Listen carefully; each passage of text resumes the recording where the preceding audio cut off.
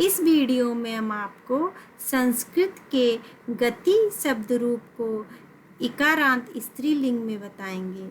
विभक्ति, प्रथमा विभक्ति, एक वचन, गति, द्विवचन, गति, बहुवचन, गतयः, द्वितीया विभक्ति, गतिम, गति, गतिः, तृतीया विभक्ति, गत्या, गतिभ्याम, गतिभ्यः, चतुर्थी विभक्ति, गतये, गतिभ्याम, गतिभ्यः, पंचमी विभक्ति, गत्याः, गतिभ्याम, गतिभ्यः, षष्ठी विभक्ति, गत्याः, गत्योः, गतीनां, सप्तमी विभक्ति, गत्यां, गत्योः, गतिषु।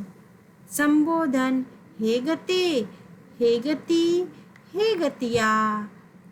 धन्यवाद।